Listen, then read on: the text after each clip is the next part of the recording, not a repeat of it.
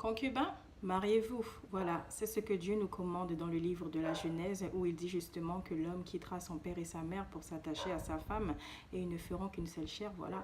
Donc, c'est justement l'un des plans parfaits que Dieu a pour nous de pouvoir officialiser notre union devant lui et de pouvoir justement faire les choses comme il le commande parce qu'il est l'auteur de toutes choses. Toute création a été créée par lui et pour lui en Christ, son Fils unique.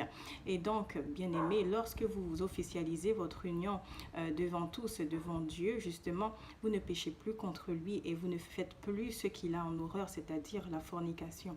Alors, justement, par le bien du mariage, vous fermez aussi toute porte à l'ennemi, car je vous rappelle que le monde spirituel est bien plus réel que le monde physique dans lequel nous vivons. Et donc, tous les liens qui ne sont pas de Dieu, tous les liens qui se font ainsi, Seigneur, ainsi, bien-aimé, vous ouvrez la porte aux ennemis, aux démons en fait dans vos vies et qui justement entraînent tout un tas de difficultés dans vos vies, tout un tas de malheurs, tout un tas de choses qui ne sont pas agréables.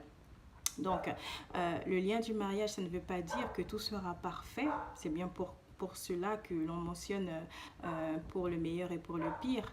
Mais si effectivement vous faites de Dieu en Christ votre pilier, votre fondation, votre mariage ne chancellera pas, mais il ne sera que plus résistant et plus durable. Donc voilà, si vous faites de Dieu, bien aimé, votre pilier, donc, il n'y a aucune raison que ce mariage ne puisse aboutir à quelque chose de merveilleux.